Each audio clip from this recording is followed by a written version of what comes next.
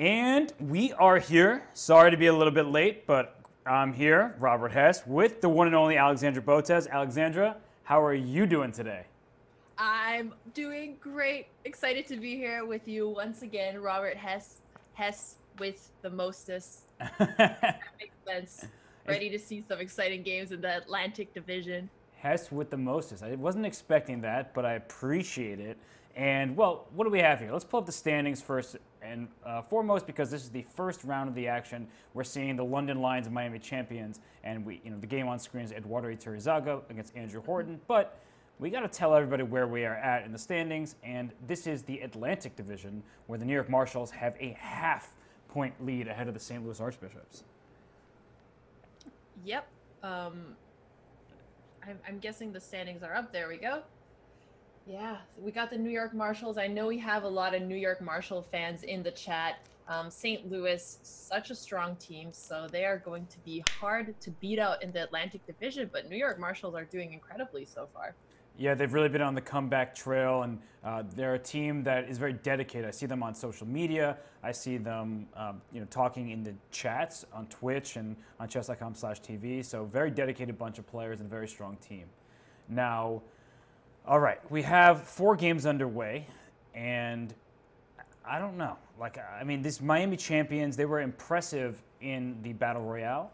But impressive? Come on, that's an understatement. They destroyed the competition, Hess. yeah, but I mean... Yeah, but that's not enough, because I'm Robert, and I have high standards. Okay. I'm just saying, because of their previous woes in the Pro Chess League, I'm not quite ready to, give them the full benefit of the doubt and how their season has gone. Okay, they did great. They were awesome in the Battle Royale. There we go. I admit it, but their struggles will have to be overcome here because they're not doing all that well. They're in relegation territory. They need to beat the Pawn Grabbers, jump ahead of them, I should say. They're not playing the Pawn Grabbers this week, but they are behind them in the standings to stay qualified for the Pro Chess League. So that is true. So they're only 8 points behind, and they're playing the London Lions, which is the team that's doing the worst this season.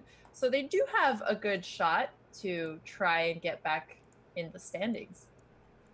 Yeah, for sure. And let's take a peek here at some of these games. Right now we have Eduardo Iturrizaga against Andrew Horton on the board. And Iturrizaga with the black pieces has given up his light square bishop for a knight, but his queen on g4, his knight on d4, they're applying immediate pressure on this e2 square, which prevents white from castling. And that's why white just makes bishop to h3. And the queen's only legal move, Alexandra, is queen h5. Is that queen getting trapped?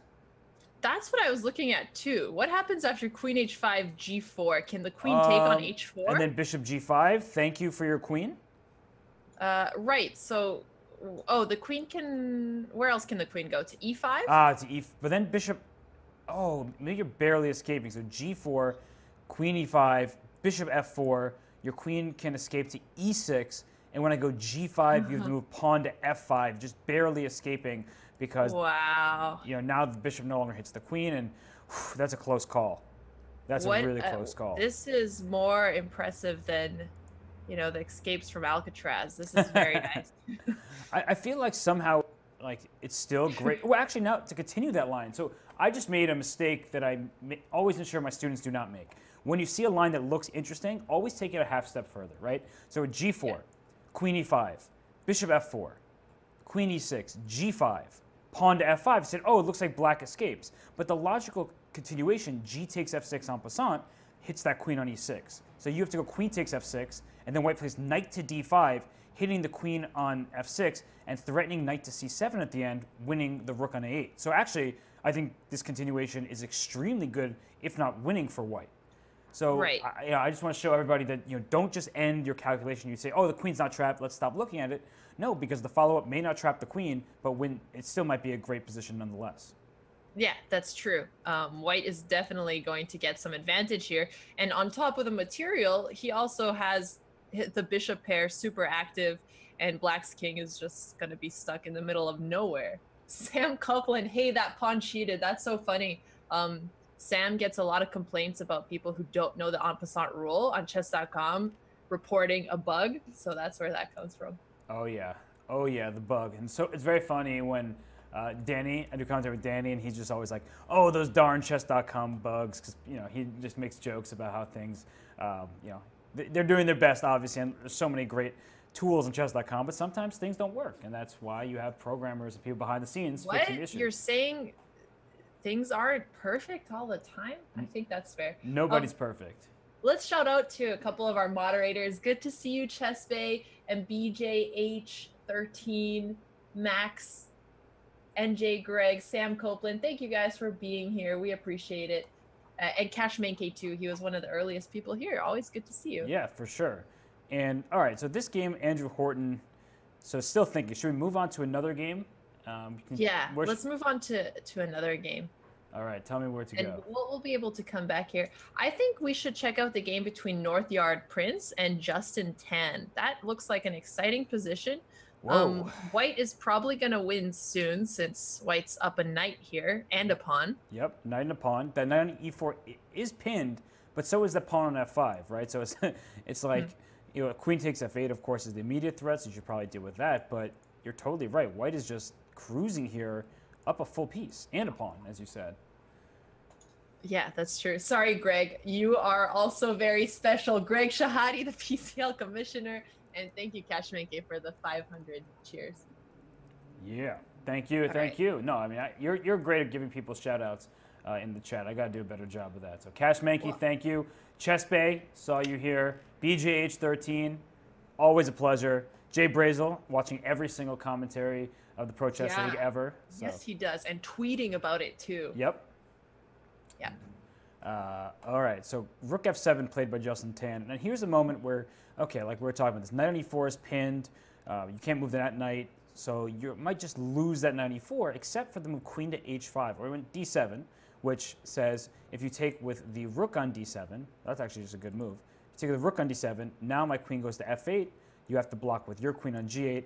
I simply swap queens off the board and fork you at the end with knight f6 check, winning the rook. So yeah, this position is rife with tactics. Not only is White up a ton of material, but he also has a lot of tactics he could play on. And Tian Shiwang is not a titled player. He's beating a grandmaster. You were talking earlier about how important it is for the Miami champions to have a good match so that they're not going to get relegated. So far, it seems like a good start. Yeah, for sure. And well, if Tian Shiwang can upset this grandmaster opponent, queen takes f7 is met by queen takes c6. So you want to promote with d8 equals queen, and you can't do that with that knight on c6. But as soon as you sacrifice your queen for the knight, then you promote the d7 pawn to a queen, so you're essentially winning a knight for free. So this is going to be a smooth victory for the Miami champions on this board. Yep. I guess, is there anything else we should talk about here? I think Miami is up enough material that we could safely move to another position. For sure. Let's go somewhere else. So where do we go? All right. Well, we haven't looked at the game between Pavlov Leonov and Marcus Harvey yet. We have not. So, it's check. Did he just checkmate in one move with queen f8 or queen g7? But it was a quick check in this Tian Shiwang game. But let's go over to that Marcus Harvey game, as queen takes c6 was just played by Tian Shiwang. So this one is all over. And Harvey and Leonov. Whoa. Yeah. I mean, I love Black's position here. I do as well. And it's interesting because if we look at the piece count, the material is equal. Both sides have the same amount of pawns. Yeah. But then you look at the minor pieces, the black knight versus the white bishop, and the black knight is so much more active. The position is very closed off. The knight is eyeing g3. Robert, what would you give Black's chances of winning here? 1,000%. That might be 1,000%. Yeah, the problem for White is that there are too many problems, and it sounds like a joke. I got 99 problems, and they're all on this position. Yeah, for sure. That's a great use of that song there. But I mean, that's actually really the problem. Is okay, this move a5 does nothing. You can even just take that pawn. But what I meant by there are too many issues is the d2 pawn requires protection from the queen. The b3 pawn requires protection from the white queen. The f4 pawn, it's not possible to protect all of those pawns at the same time, because the square to do that would be e3, and e3 is taken under control by the knight on f5. There are no points of infiltration. The knight on f5 covers d6. There's nowhere to get into the game with this white queen. You'd love to land, say, on the f8 square, but you can't get there anytime soon.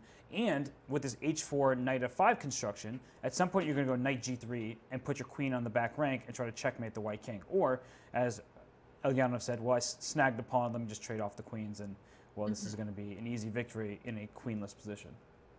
Yep, I think you highlighted the rest of the position very well here. So this looks like it's going to be another win for the Miami champions. It makes sense. I mean, Leonov is an incredible player. They have a very strong lineup today. Oh, for sure. I mean, they're using, what's his face? Eateries on board 2, and we've talked about this in the Battle Royale. Anytime you can put a player of his caliber on the second board, you're in good shape. But, well, we go back to that Eateries. Let's go to Shrilla versus Verdinot really quickly, because I don't think we'll stay there very long. Just because the position right now has Gawain Jones with the black pieces, and with the 2 bishops, he is clearly favored here because of his active pieces and the 2 bishops, right? It's a closed position more or less, not too much going on, but the bishops just have longer range than these knights. And for example, if you remove this rook from A1, then the black rook comes down to B1, and that's going to be a big nuisance. So it just feels like this game is going in Gawain Jones's favor, and immediately there's a big threat with pawn to d4 check, right? Yeah, pawn to d4 check is a scary threat here. I guess if I was playing this as black, I would agree with you that I have the advantage in this position. One thing that I would find difficult is breaking through white's fortress here, since all of his pawns are connected and our pawns are on the same side of the board. What type of tips would you give players to coming up with a plan in this position instead of just concrete moves? Yeah, that's actually a great question, a great point about all the pawns on the same side of the board, which means you're not creating a passed pawn anytime soon and things of that nature. However, I like this plan to go pawn to h5 because it seems like what Gawain Jones is doing is he's going to eventually play pawn to h4. He can do that, try to open up the h file for his rook, or he can just continue to gain space. Actually, what I would prefer rather than playing h4 for black is playing g5, then playing f5. And at some point, you're posing the question, if I go pawn to f4, right, for black, pawn f5 to f4, is that going to be a big deal for white to meet? Because now all of a sudden your knight has to move backwards. And so you continue to gain space, you continue to push your pawns forward, and that is sort of the way you build up the pressure and win. I think in a position like this, objectively, it's not winning, not yet. Right. But it's practically very difficult for the side that has less space, that is facing the 2 bishops to defend, just because you don't really have a plan here for white. Right. So while white is sitting, black, with the plan you pointed out, is trying to open up the position and start getting his pieces more active and create some type of attack. Yep. So nice. Yeah, no. I mean, now actually here's a moment where as white I'd play e3, because this bishop a4, bishop c2, this is not going to last forever. The good news about this configuration is the black rook can't go to b1 and it can't go to b2 because the knight on d1 covers that, or b3. So those squares are all covered. I really liked e3 in the position because it would also block the bishop and stop f5, f4, or at least make it more difficult for black. But what Brian is trying to do instead here is trade off the rooks. I'm guessing he thinks he has better drawing chances with the rooks off the board. Yeah, he does, because generally speaking, you need multiple pieces to apply pressure on a weak point.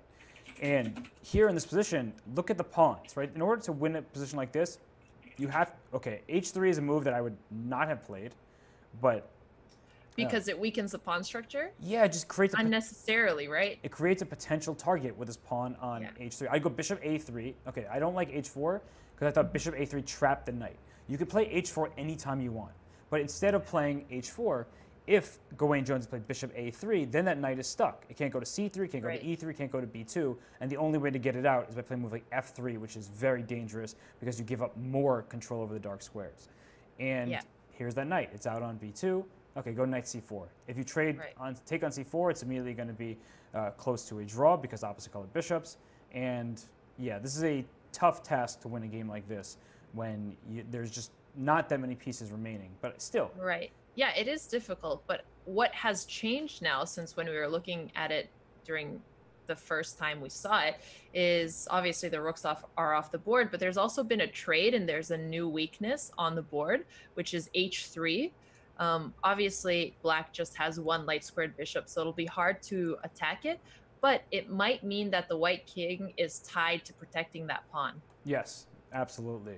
And so king on f4, I was going to say, Alexandra, that black in some, like if you could make 3 moves in a row, black would play f5, f4, f3, just to hurt the white pawn structure and try to create a real target. But if you ever play f5, f4 for black with a pawn, that means your king can't get there. So then white would play f3 and say your king's never getting into the game. And in fact, I just have a sort of fortress.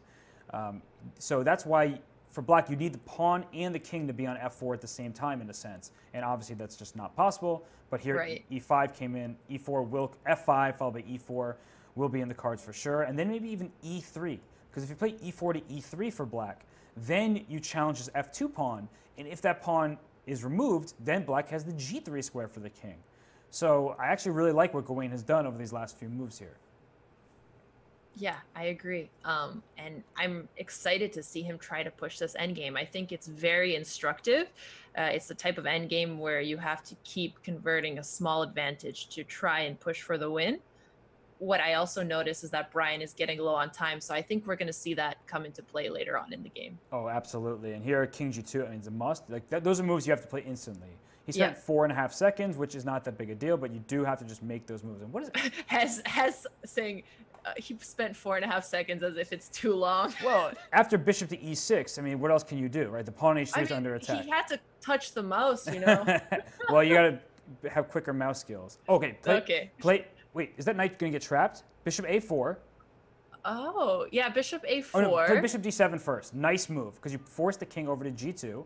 Now play bishop a4. All right, he should have won bishop a4 first. And the point. This makes sense to stop the knight from coming to b2, right? But bishop a4, knight b2, then bishop c6 with check.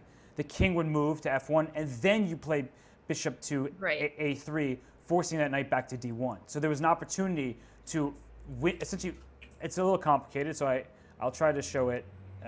Okay, e3 is a loosening move that I don't think is going to work out well, but let me just show that line one more time. So yeah, for sure. King g2, bishop a4. Knight b2, only move to save the knight. Bishop c6 with check. The king goes back to f1. Then I play bishop to even c3. That might be the best move. So after knight to d1, only move bishop a4, hits this knight on d1, and you can't protect it with your king because e1 is covered. And if you take my bishop on c3, then I get a passed pawn that you're not stopping. And very importantly, if let's say you try to stop it with your king, then I simply go bishop to d7 at the end of the variation, winning your h3 pawn and getting an outside passed pawn. So that was a very instructive moment, I think, as a possibility for Gawain Jones. I still think he's going to go on and take this game, but now, especially with these dark squares opened on e3. You're looking at the current position now, right? Yeah. I think now there's too many holes in the position with this king coming to e3. Right. The king is going to come to e3. The light squared bishop can put pressure on d3. And once Gawain is able to grab that pawn on d3 and get the passed pawn, he'll be unstoppable. Although your tactic was much cleaner, so. Yeah, it's just the point essentially was demonstrating the long range ability of the bishop, and that you would essentially force some of white's pieces away from the king side, and then your bishop can always drop back to d7 to attack that h3 pawn. So it goes to show, I mean, he went h3, Brian Tillis did a long time ago, and I didn't like the move, and it's kind of showing why I didn't like it. It just put it on a vulnerable square where on the pawn h2, with that f2, g3, h2 pawn configuration, it was like impossible, or not easy, I should say, to do anything to start making moves. But yeah. All right, so now. So should we try to come up with a finishing concrete line for how black can win here, or look at another game? Yeah, he'll go king e3 right now. So the knight can't move anywhere. It can go to h1, but have fun on that square. And then you lose a d3 pawn. And I think you're already in Zugzwang, right? There's nothing. I mean, so let's say white moves his light squared bishop. Since the knight is protecting the pawn, the king is protecting the pawn. He doesn't want to move those pieces. Yeah. Well, then black can just trade off his dark squared bishop for the knight and grab the pawn on d3. Yeah, right. Like, and after bishop e1, your knight has to go to h1. Like, it's a sad, sad position. And then I win the d3 pawn, and all hope is lost.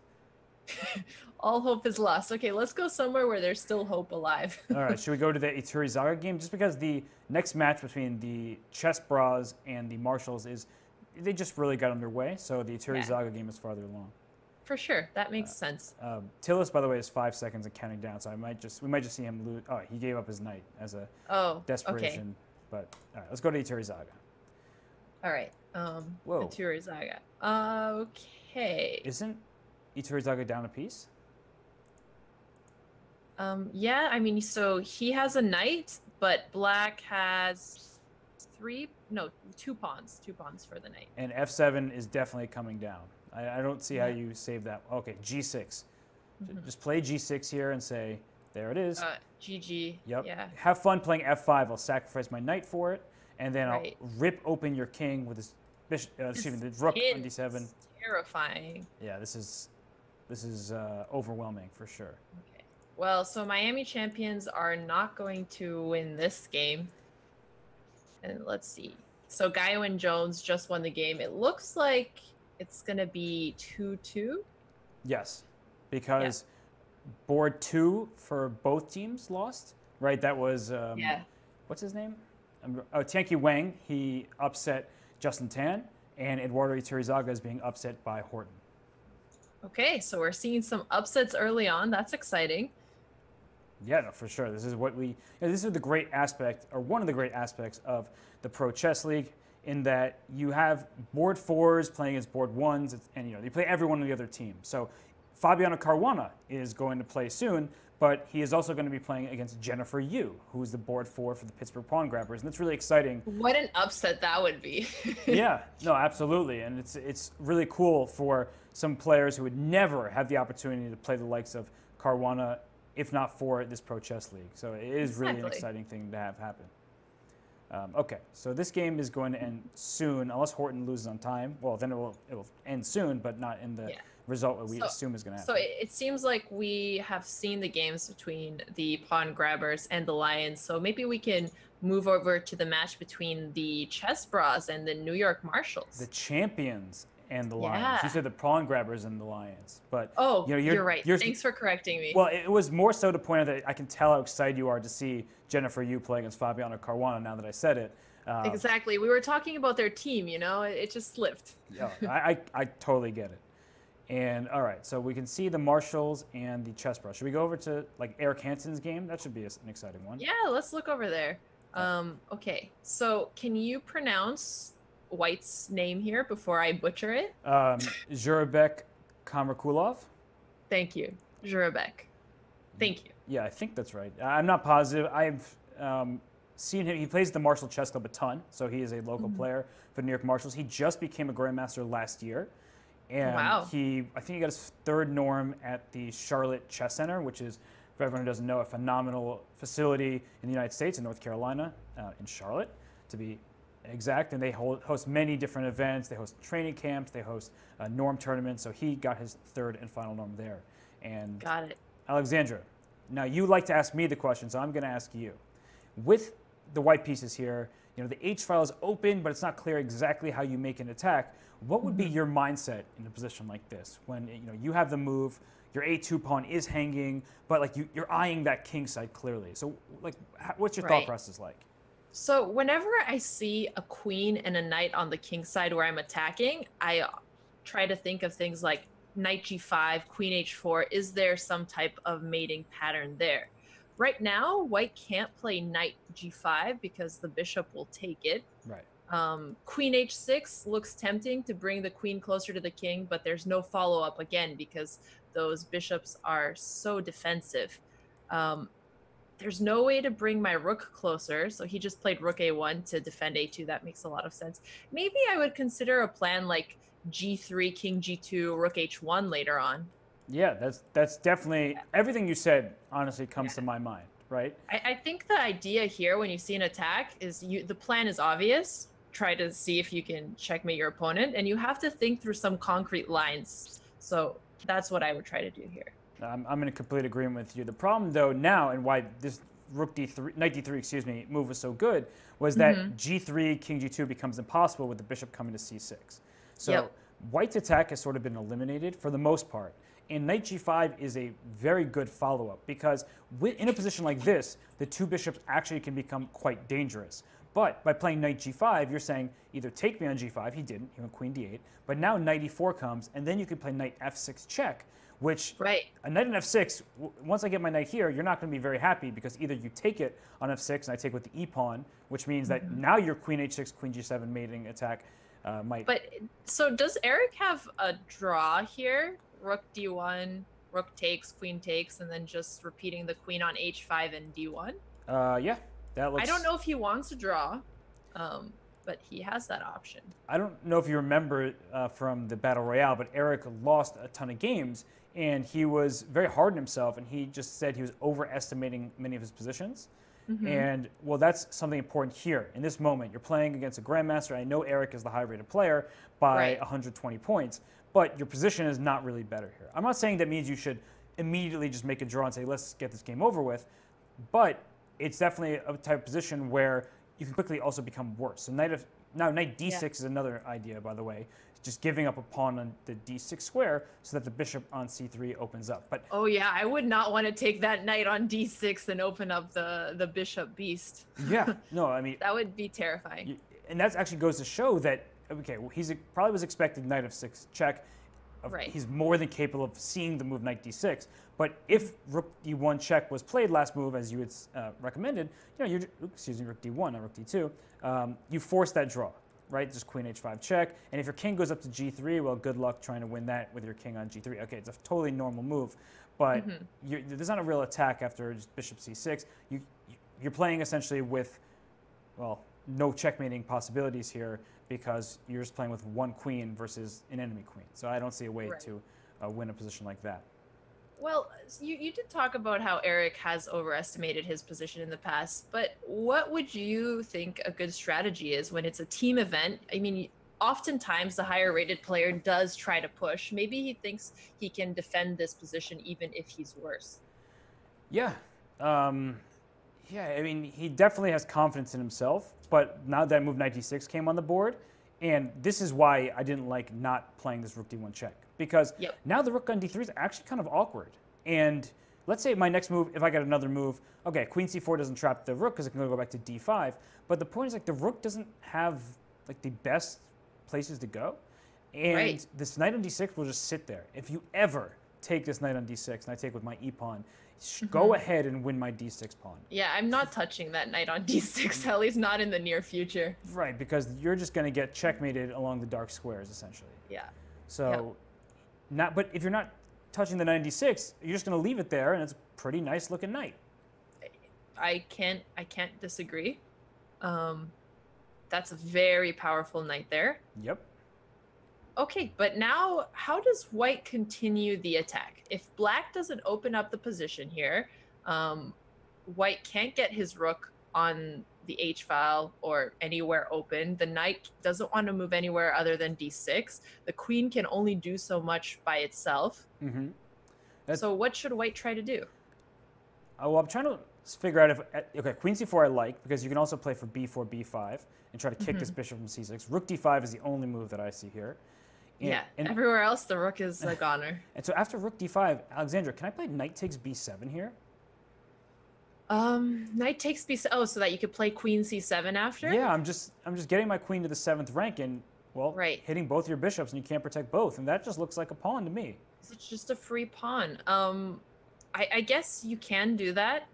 It's going to open up black's bishop and rook as well. So that would be something to consider as white, since black is so cramped right now. But in terms of material advantage, it makes a lot of sense. Do you know what time it is, Alexandra? It's game time. Well, yes, but I'm gonna call someone's name. Do you know whose name I'm about to call? No. Come on, I do this every time we do commentary together. Whose name? I want them to see. I want them to see the game. You know. Oh, Sam. There you go. Sam. Yes. Sam Copeland. Hey, Sam. Buddy, you watching? Hey, buddy. Yeah, knight takes b7.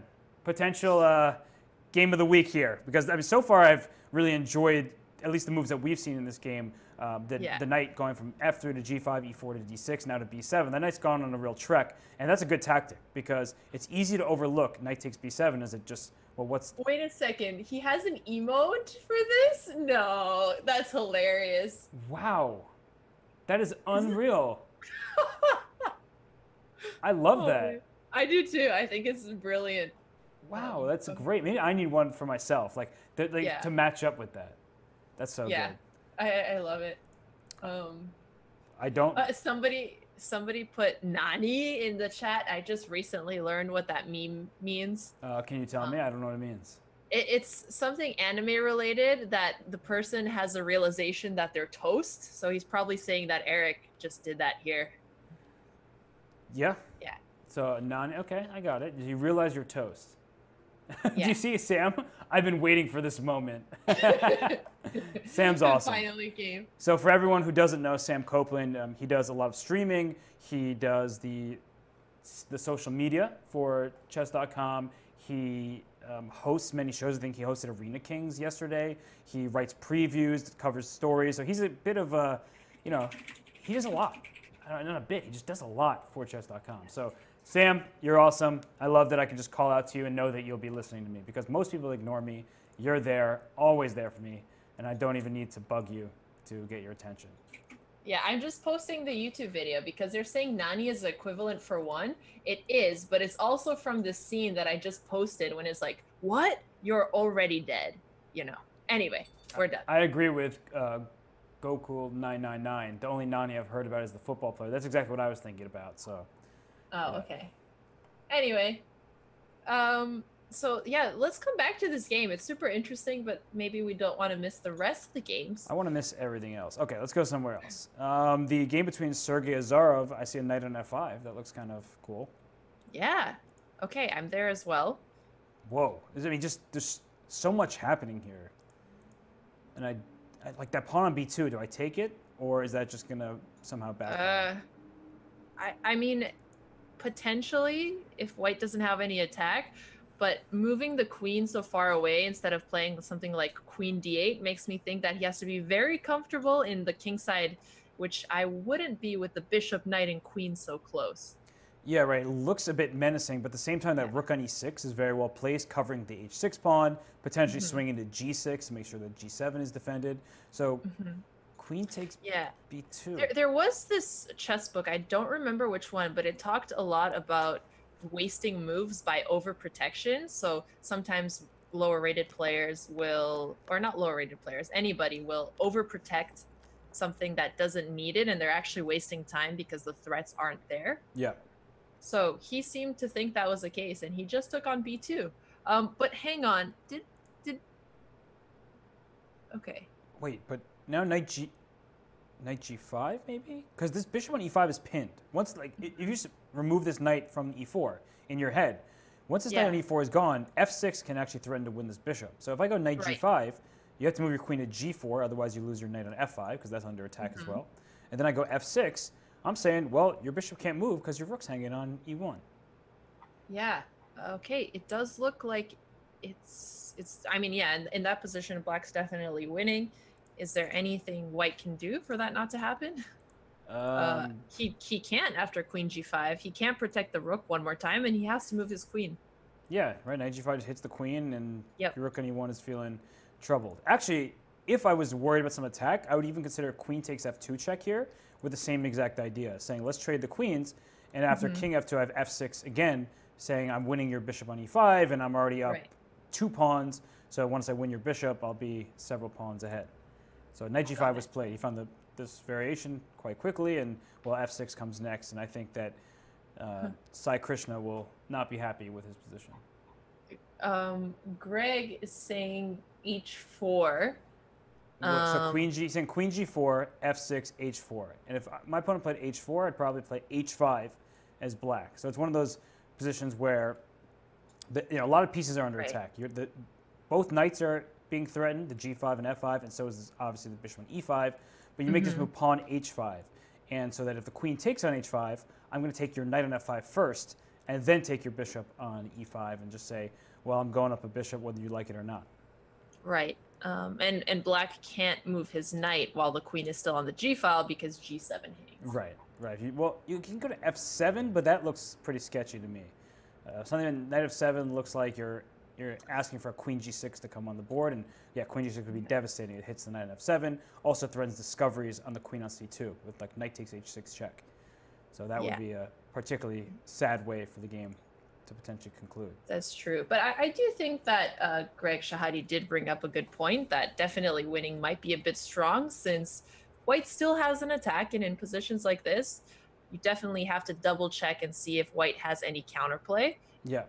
We haven't found anything that we think is very strong for White yet, but it's good to think of positions like that. Yeah, and what Greg is suggesting actually is a very good practical try. Like, this after f6, playing h4, and after h5, playing queen f4. These at least keep the position very complicated. There are many pieces situated around that black king, and in a situation like this, when you don't have that much time to think, it's easy to see how someone makes mistakes. I do think that black is certainly ahead in that position because the knight can just drop back pretty much anywhere, and you just continue to claim that I'm up a pawn to begin with. You're probably losing this bishop on e5, so I move like even knight to h7, a super defensive move. Doesn't look so appealing to me from the white side, but I still, you have to worry about your king safety. That's paramount in a position like this. Yep. Cool. So we're going to see how Sai Krishna decides to play this position. We haven't looked yet at even Sarik's game, and he has just been a beast this entire season. Okay, and he's playing with the black pieces against Grant Shu. He's up in exchange, but the knight on e6 is very annoying. Yeah, and the pawn on d5 for now, since it's defending the knight and has some annoying tricks that I think he has to be careful of. Yeah. Especially if White's able to get a knight on c7, then everything is protected. Yeah, so maybe knight b to c7 right now is the move. Just solidifying your knight's protection e6, hitting the rook on e8, the pawn on a7 is still hanging, so he just went knight e7. I actually really like this position for White right now, but it's the kind of position where you like while it seems that White has the initiative, but once Black is able to simplify, you realize, oh, I guess it wasn't that great. That's actually a really good way of summing it up, right? Right now, it feels like the momentum is with White, right? You have this knight on c7, this knight on e6. You can play with a queen to d4, threatening checkmate in 1, but I'm not going to fall for that checkmate. But I hope you wouldn't. No, I do miss things all the time, but checkmate in 1, I tend not to. And as everyone saw last week, I got very mad at Wesley So for missing that checkmate in 1. Yes. But here, queen takes a7 is my first thought, right? Queen a7, give me that free pawn. If rook takes c7, queen b8 check, now I win this rook on c7. But it's actually exactly what you were talking about. I would play bishop takes e6 for black after queen a7, then knight takes e6, and then play queen b4. You were talking about the initiative. Now black is the one who is threatening things like rook c1 check, followed by queen to e4, and almost a mating attack comes on the board. That looks really scary. And again, once black is able to simplify and open up the position for himself, this is time where I would say I'd rather be black here. Yep. So I would, maybe queen b4 first is even better, but some combination of bishop takes e6 and queen b4. And sorry, I didn't mean to cut you off. I just flipped to Eric's game, and it looks like he's gonna win pretty soon. He's going to win. Oh, well, yeah. You see what just happened? Rook to d4. Now rook to h4 is coming. Yeah. But is it? Well, hey, he was right in this game to not go for the perpetual. I think. Yeah. I mean, the white king is escaping. I don't see any forced mates in the position yet, but do you see any way that black is going to win material? It looks like rook h4. I mean, I would like instant play rook h4. Yeah. And you have to go king to f1 because otherwise I'm just going rook h1 check. And then I go queen to f4. And I'm just coming for your f2 pawn, threatening rook h1 check. And your bishop on b4 is hanging. Actually, that wins the bishop on b4, I think. Oh, you're right. It wins the bishop. It's threatening mate. White can't protect with anything on e2 because then he gets mated on h1. Yikes. Yikes. Jinx. Wow. Does that mean I can't talk? You said jinx, right? So Yeah. You can't talk. No, just kidding. I like your commentary enough that I'm not going to abuse that power. So he went queen f4. Wait a sec. Okay. So can... That what?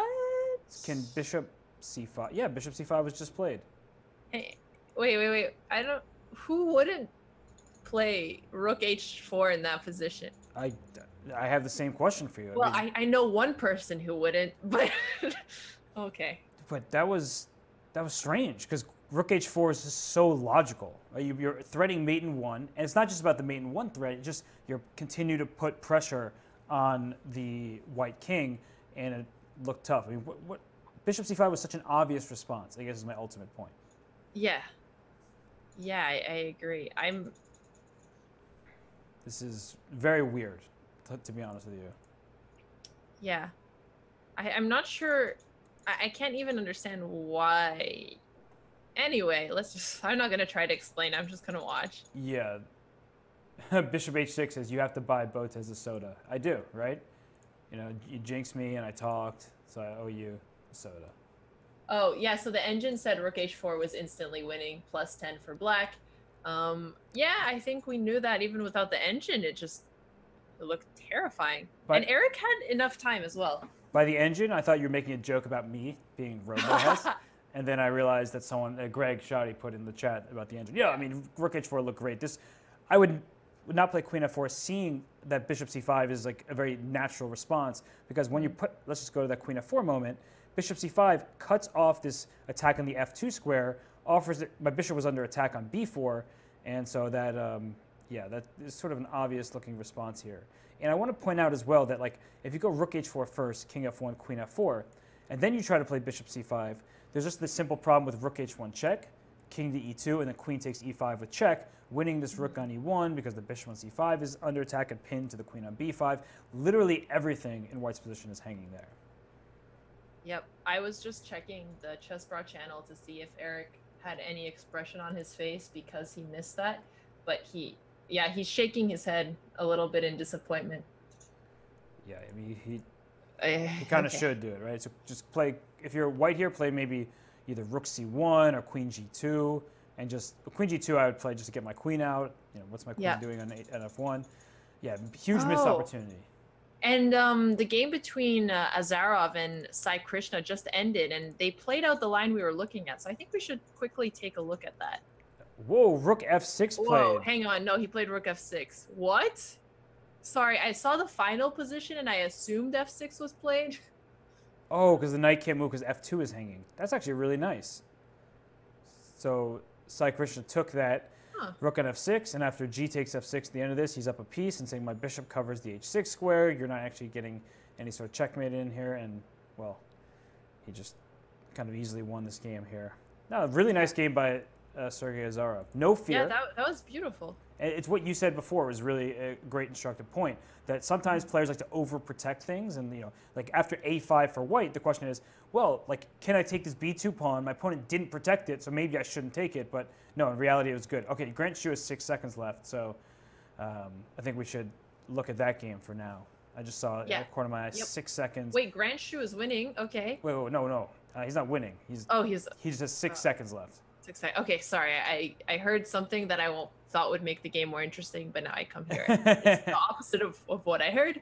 Well, you know, it's an interesting position, though, for Saric, because you know he's debating, do I take this queen on e5, or do I play queen h1 check? Because queen takes g7 is the checkmate threat, obviously. Yes. But queen h1 check actually looks like it's very forcing for Saric. You play queen h1, and after king e2, you have rook c2 check, and the king, well, I don't know where you think you're going, but let's say you go to d3, then I go queen d1 check and follow up with rook e2 check and win this queen on e5. So, you know, he's just making sure that all the tactics work in his favor, but I'm pretty positive he's going to end up playing queen to h1 check here rather than swapping queens on e5, which gets to a very good ending for black, winning endgame, honestly, just rook c2 after trading queens. But if it's faster to just end the game on the spot by delivering a checkmate or winning the queen, something like that, of course you go for that continuation. Yep, I think that's fair. Especially since he has time to calculate it. Maybe if he had 6 seconds here and he wasn't sure it was winning and the risk is getting mated, then he could go for the more simple line. But with 2 minutes, yep, I think it makes sense. And I think ultimately, like, when I look at that position, I know as black I can trade queens, worst comes to worst, because after queen h1, king to e2, so he played it, king to e2, so we'll see this play out, rook c2 check, and okay, queen d1 check followed by rook e2 is happening, and yeah, this is, of course, over. I'm winning. Yeah. Okay, so it looks like it's going to be 0-2 for the New York Marshals from the games we've seen so far. Yep. Whoa, Eric! Eric, Eric just won. How? What the heck has Oh, happened in oh that no. game? Oh no. So that's unbelievable. White went to play for a win instead of just like agreeing to make a draw. So both players doing the same thing the entire game. I mean, this is just blunder of the week. So king to g4 walked right into checkmate with queen d1 check. If you go to h4, g5, there's queen h5 with mate. And after king h3, queen h1 check, well, this is still going to be checkmate to this poor king on g4. Yeah. Oh, what a sad, Wow. sad state of affairs. Because white could have just went king h2, king h3 forever, because queen d8, queen f6, queen h4 is always going to be a perpetual check that Right. you can't avoid. So Yeah. And I mean, I understand maybe he was trying to get his king to h6 to mate, but when there's an open h file, that just doesn't make sense. yeah, that was not a good decision. Oh man, poor guy. That is a rough loss. Sorry. Yeah, no, it's rough is an understatement. That's a tremendously terrible, hideously awful way to lose. Is that good? Did I sum that up well? Yes. I think you're making good usage of your words. And Sarich just won as well. So okay, the Montreal Chess Bras, good result so far. This is going to be 3-1. And let's see, they have Azhar won for the Marshals, and Sergei Zhigalko is playing this game against Sean Rodrigue Lemieux here with the black pieces. So it looks like they're up 2-1, and depending on the result of this game, which I think is just better for black, this takes me back to Capablanca schooling, where the amount of Capablanca games you see where he's in a slightly better endgame and just presses and finally wins the game is, I mean, it's just tremendous how good he was at that. And so you'll see black try to force an outside pass pawn, whereas this isolated queen pawn is blockaded and thus is not moving anytime soon. Got it. So if you're black here, would you try to just promote the A or push the A and B pawns? Yep, b4 here for sure. And actually I would play b4 and then b3 and then a3. And the point is that I don't care about how many pawns I have. I care about how strong the pawns that I'm left with are. So by playing b3 first, then I can play a3 and just try to poke this b pawn home. So like, rook f5 is a good move. King to g2. And they both have under 10 seconds, so they're playing very quickly. But black has very natural moves here. Rook takes f2 check, wins the pawn because queen is stuck. Okay, b2 pawn was that also wins the pawn. Yeah, I was going for the tactics. He's like, wait, it's 1 second left. He's got to move more quickly, Zhigalko. Oh, that's true. He's scaring me here. Don't flag. All right, play a3. Come on, buddy. No, don't make a draw. a3. He's repeating, I think, to not lose. Oh, 1 second. Oh, he's scaring me. I think he's going the wrong way, though. Rook e7. You got to go back. 0.5 seconds left. He's going to lose on time. I'm not looking at the clock anymore. I don't want to deal with that. 1.6 seconds. I think he's winning, though. The d6 pawn's coming down. Don't go queen d6, because rook takes a 7 check. a3, good, calm move there. Now take on d6. Trade off the rooks. And then play king h8. Yep, if you go queen e8 check, king g7, no more checks. And, perfect. And these two pawns are just going to start promoting. Play a2. All right. Oh, I had a nightmare last night that I lost the game by flagging when I was up material. I don't even play classical tournaments anymore. This is what the Pro Chess League is doing to me. How does that happen? How does that happen? I don't know.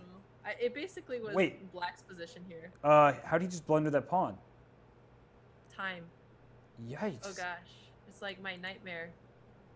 So he's been winning and then like messing it up and then winning again and then messing it up, and that's what happens when you have 2 seconds. I mean, it seems to be the theme we're seeing in the Chess Bra New York matchup. Yeah, for sure. So, okay, that king is wondering. Oh, that's a good decision, I think. Takes king d3, b3. Okay. Play f3 here. And now the black king can grab the queenside pawns.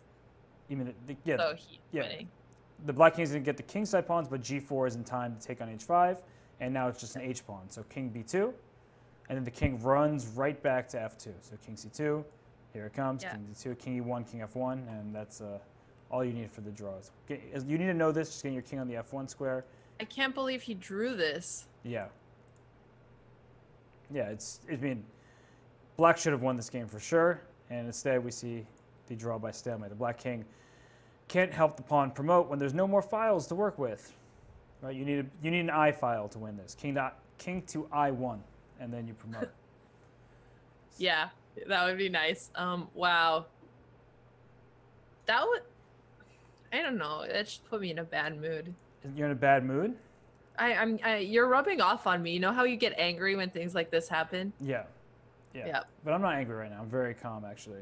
I know. We switched today. I'm going to do something that will probably make you laugh a little bit. So I'm pulling up the game between Alexander and Lenderman, and that in and of itself is not going to make you laugh. By the way, Lenderman is board 3 for the Sopranos today, and he's 2630 rated, playing board 2 for the Windmills, who's 2629. So that's a very strong lineup they're choosing. But what is going to make you laugh is I have quotes ready. You ready for this? Okay. Yes, please. All right. Here come the quotes. They're going to be a little delayed for me to see them, but I'll read them out loud to you. So Alex Lenderman, what would surprise fans most about you? I study martial arts with another grandmaster in that area. So that's pretty cool. Lenderman. That's really cool. Yeah, wouldn't know that, just by knowing the guy, but he's taken martial arts. That's a pretty cool thing. Yeah, he's got the attacks on the board, attacks in real life. That's pretty cool. Yep. And up next, we have this quote by Jennifer Yu, whose game we'll look at in a second when they get going. Oh, wait, they're later today, aren't they? No. Yeah. Oh, wait, has she already started? I'm so confused in who's playing right now. Or maybe. I don't see her game yet. Okay, we'll have her quote here. Favorite chess opening. Her highest scoring white opening ever is the orangutan. So that's pretty funny. You don't see. What is the orangutan? Oh, you should study your chess openings, Alexandra. Come on. I should, but I don't know what the orangutan is. I will say that's not like in the top classical openings to know, so I don't feel too bad. The orangutan is 1b4. Oh, okay. So gross. Yeah, not generally speaking the best opening to use, but okay. That's pretty funny. I'm guessing she scores very well with it in rapid games. And here we have Gawain Jones's quote. What would surprise fans most about you? And he goes, the size of my feet. He's a UK 15 size. Hang on, converting. Yeah, what is that in US sizes? Let me look. Hang on. Whoa. So I just went to a conversion and it didn't even go that high. Are you serious? Yeah, but I think it was a women conversion. Let's see. UK 15 in US. I love how I'm just Googling this while we're doing it. Wait, 15? Yeah. Okay. Wow. Yeah, so that's huge. 16? Well, that is huge. Yeah. All right, that is very surprising. Holy smokes. All right. Yeah, okay. Man, it must be hard to find nice shoes. Yeah. Probably has to buy them online. He doesn't know if they're comfortable. Woof. He's living a tough life there. Yep, that's, it's crazy. Didn't know that. But anyway, to the chessboard we go. We have this game up just because I wanted to show that card. I was waiting to show the Lenderman martial arts card. But here with the white pieces, it looks like he's not better at all. I actually slightly prefer black's position. This knight can come to b3 now. And not only does the knight on b3 hit the rook on c1, but it stops white's knight from coming to c5. So, okay, I don't think white's doing very badly here at all, but knight b3 followed by b5 would tempt me from black's point of view, but then white might consider e4 to open up the center. So mixed bag this position is. Yeah.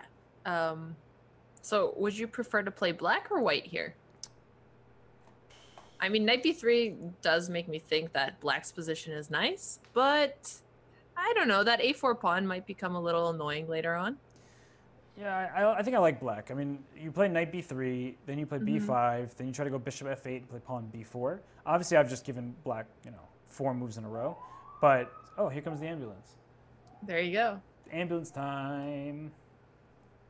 But yeah, no, I would prefer to have the black side just because I see a little more clearly black's plans here of playing for b5 and things like that. Whereas for white, if I ever play e4, the d4 pawn is hanging. By knight on b3 stops white from playing knight to c5 like I would love to play.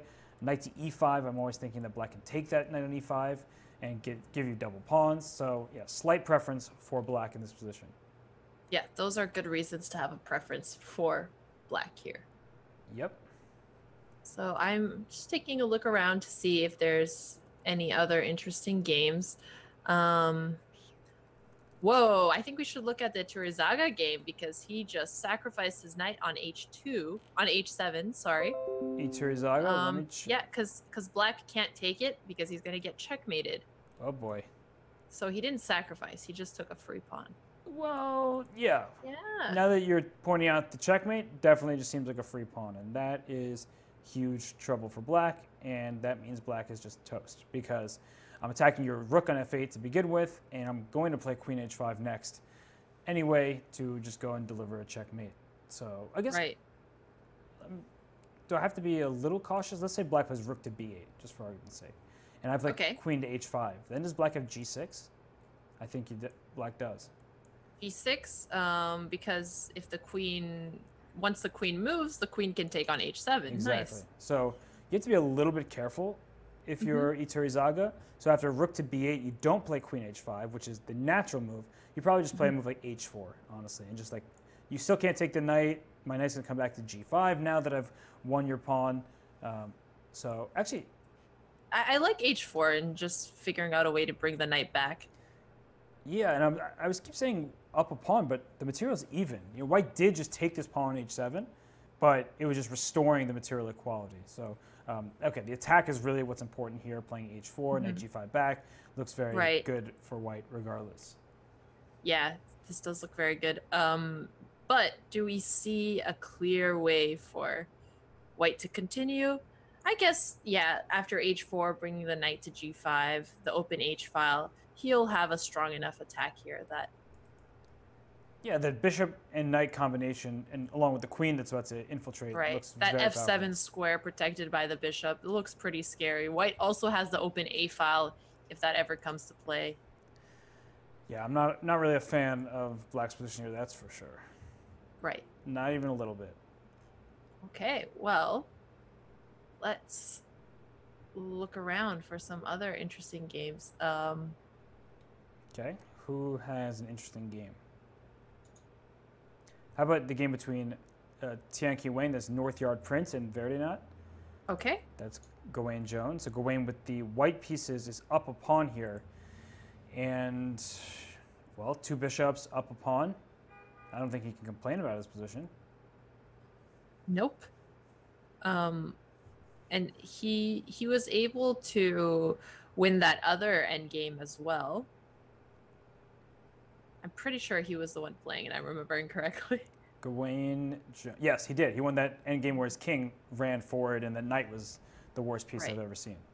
Yeah, and it seems to be similar here. Okay, black's knight isn't the worst piece we've ever seen, but we know that he's incredible at endgames, pushing forward even a small advantage. So it'll be good to see how he does this. Yeah, I mean, if I'm white here, because I know you're going to ask me, well, how would you turn this extra pawn, which seems like it can't move because the b5 pawn seemingly covers both a and b pawns, as the a3 pawn is backwards. But to answer that question that I know would come, how would I think about making progress here? Several options. One would be to consider playing bishop d6 and then pawn a4 to sacrifice that pawn and play pawn b5. Something like that to get my passed pawn moving. The problem is if I ever go make a move like bishop d6, then your knight's going to come to d4, and that I really don't want to see. I do not want to see your knight land on the d4 square. If you go knight f4 here for black, okay, the knight has its outposts that it's working with, but I can always drop my bishop back to e3 to kick it out, so I'm not overly concerned with the knight going to f4 either. Got it. So it seems like what you want to do is push the pawns on the queen side here. So maybe black's plan to counter should be to bring the rook as quickly as possible to a8, moving his king up and making space for his rook so that he makes that harder. Yeah, king f7 with the idea of rook to 8 definitely makes sense. And then for white, where does your king belong? Similarly, right? You want to know how to improve your pieces to the best possible squares. I would certainly think about king d2, running over to, say, b2, because if you look over the g file, g2, inaccessible, g1, inaccessible. If you go rook to g3, I'll drop my bishop back to f2, and then your rook has to move away anyway. So I see rook on d3 here. Maybe is rook takes d7 the plan? Just trying to sacrifice an exchange and then take this Does that b5 seem on? unnecessary, though? Yes, very unnecessary. Yeah, it seems a little over the top for a position that he's much better in. It's pretty, I will say that. A nice bishop pair, 2 open pawns, but I think it would give black unnecessary counterplay. Yeah, so maybe rook d5 or rook d6 are the more, logical moves. So I kind of like knight takes c5 here, since I'm not a fan of playing against the bishop pair. But if I take on c5 here, you get a pass pawn right away. So I'm not sure if it's worth trading off the bishop pair here. Yeah. What is more important, trying to block up the queenside pawns or having the minor pieces traded off? It's a great question, right? Because if knight c5, bc5, like you said, immediately I have a passed pawn. But then will black play king e7, rook c8, and blockade that pawn very quickly. Also the good news about this trade for white is that now it's opened up the possibility for white to play f3 to f4. And what I mean by that is this knight on e6 no longer prevents me from doing so. And then white can play f4 with the bishop on e2 to try to win this h5 pawn. So that pawn is a cemented weakness. It is on a light square and cannot move off a light square. So that is a target to certainly keep an eye on. And we see knight c5, bc5, rook g1, and now rook h1. I like that he's trying to create some type of imbalance here and give himself any chances, because he's obviously worse here. So sometimes a good strategy to do is play a line just because it might give you some hope. Yeah, but I think it's just very simple. Go rook b6. Say that, what's your rook going to be doing over? Maybe king g2 first, and then rook b6, just to put your rook on an awkward square. But my point is I'm going to go rook b6, pawn c6, and then bishop takes b5. And then I'll have a protected passed c pawn, and then I'll go a4 and have a protected passed a pawn. So it's looking pretty painful. All right, so maybe he's trying to create hope in a hopeless position. Yeah, I mean, he still has some chances, right? So like king g3, rook c2 will be played, I guess. But I guess actually there's another issue. Is rook c2, if I take on b5, then you'll take on c5. Then you're going to try to hold this endgame. But I'll play rook b7 first, a very important intermediate move. You can't take on c5 because bishop h3 will win your bishop on d7. And so you move your king away, let's say to d8, and then I take on b5, and no longer do you have rook takes c5 because your bishop's under attack on d7. So that's something, let's see, so rook a2 was played instead of rook c2, but here c6 is just, wait, c6, actually I don't know what you're going to do in response. Yeah, I kind of already gave up on this position and was looking at places to go from here. Yeah, this is not good. Bishop e6, so now c7 threatens rook takes e6 to get a queen. And after c7, you either have to move your bishop away. I guess you can go, yes, c7, rook c2, puzzle rush time, rook takes e6 check, king takes e6, c8 equals queen, rook takes c8, bishop h3 check, picks up that rook on c8.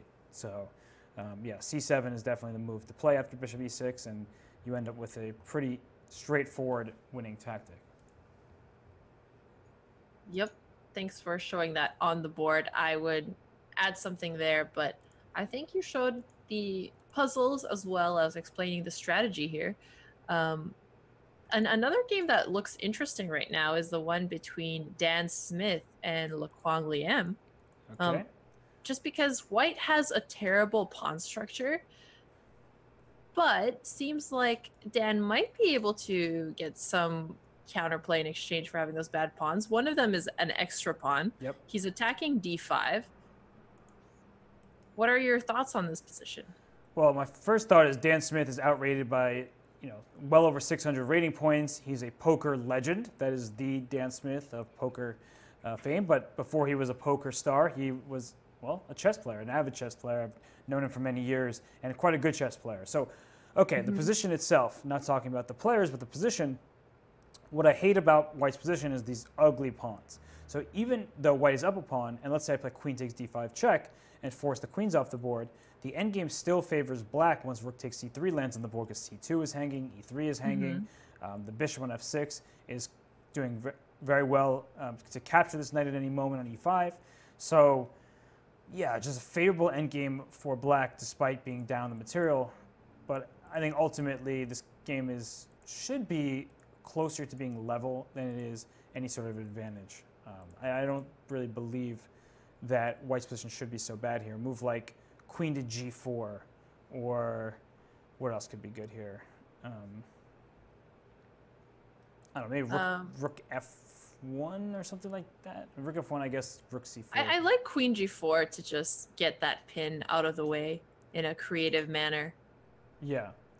Yeah, because queen f4, it feels like, okay, I'm out of the pin, but what am I really doing there? Queen g4 at least allows me to threaten this check on e6 and protect my knight through the tactics. Right.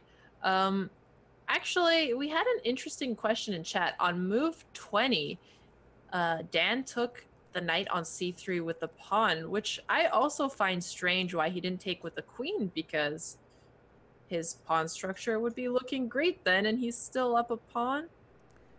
Yeah, that's a great question why he didn't take with the queen there. I can't answer it. No, I wish I could. No, queen takes c3. So it seems like that's what Dan Smith should have played instead. Yes. So now I went e4, take on e4. So let's see. Queen takes d8, check. Mm-hmm. Black takes with the bishop, because I want to keep the rooks on the board with these weak pawns in c3 and c2. Then white plays... rook d6 or d4 to attack the pawns. Yeah, rook d6 makes sense, just coming after the a6 pawn. And then maybe bishop f6 for black there, just kicking this knight out, trying to get the and the knight is starting to get really awkward because the knight can't go back to f3 or d3 because of the black pawn. He has to go wandering off. Yeah, it's probably to c6 there, and okay, it's not the end of the world every knight on c6. In fact, in many lines, it's good to have the knight on c6, but it just feels a bit artificial, honestly. Yeah. Okay. People were talking about a line in the chat after queen takes c3, but it seems like he just missed a variation there, and that's why he was worried. And wait, what did he miss after queen takes c3? So queen takes c3. They're saying he was afraid of bishop f6. But then queen to c6, and then the same idea with queen e6 check. So you get out of the pin, and you get out of the pin by having this check on e6 to protect the knight. Yeah, exactly. So maybe he was afraid of that pin, although it still happens with b takes c3. So I don't know if I buy that. And yeah, now he's just lost because he's going to be an endgame down 2 pawns, 2 connected passed pawns on the queen side. So Lequang Liam is going to wrap this one up. Yeah. Okay. So let's check out another position there. What about Gaiwen Jones and Tian Shi Wang? Yeah. So Gaiwen is... He's winning. He is winning. Yeah. Okay. Wait. Yeah, because his F pawn can't be stopped. Yeah. So this is winning because rook moves f7, rook f1 check, and then just king to e6, and I run away from my pawn. So you mean you run away from the checks? Yeah, and I run away from my pawn to back. Yeah. So rook e1, now he's going to ladder over towards the rook. If the rook plays f1, he just promotes to a queen. Yep. So there's no way to stop it. So let's go back just a few moves in this game because, well, white had been up a pawn, it seems like, for a long time, and rook takes h4, king e6, and he went rook e4 check, which, I mean, at this point in the game, maybe you should have, no, it's probably too late. I was thinking, rook f4, king g6, and just like sacrifice the rook for the pawn and try to get your h pawn rolling, but I think it's already too late. It's not far enough down the board. So Gaiwen Jones wins by resignation. As Alexandra pointed out, rook f1 is always met by f8 equals queen. Rook takes, and the white king is way too close to this pawn on h5 to come back and blockade it and then win it. So easy win at this point for Gaiwen Jones. Gawain, not Gawain. I was informed. Okay, Gawain. Gawain? Gawain. G-A-H. I think that's how you pronounce it. Gawain. Okay, Gawain. Perfect. Gawain. By the end of PCL, I will have perfect pronunciation of everybody's name. Okay, let's look at the game between Ivan Sarek and Jurabek. Okay, let's check that out. There it is. Real boy. And Yeah, we got some fun attacks going on for both of them. Obviously, we need to think about it a little bit since Jurabek just grabbed the pawn on b2. So it seems like he is now up 2 pawns. 2 pawns. Yeah, that's nice, but white just has a rook and a queen, so that's not going to do much on h7. Yeah, it seems like a wishful attack that's not at all coming to fruition here, because at some point black will also play the move f5 to f4, which attacks this bishop and saves the g-pawn any trouble. So in rook b1, which is a move that would come to my mind, black can still play rook a to d8 and say, well, there's back rank checkmates, so you can't take my bishop. And I think black is just doing extremely well here. Up the 2 pawns, no real attack. Seems like the king is very safe, and with plenty of time left on the clock, Kamrakulov should convert this position. I feel like it's a 90% chance at this point. Right. I was just quickly, no, not even bishop takes g5, queen takes, rook takes h7 works because the bishop is protecting h8. Just no ways to break through for white here that we see yet. What about something like queen h5 to try and grab an extra pawn here? Then you push f4. Okay. Yeah, you're right. So queen h5, very logical move. Coming after g5, here comes f4, protecting g5, attacking the bishop. Yeah, it's just not fun to have this position for Ivan Sarich. Yeah.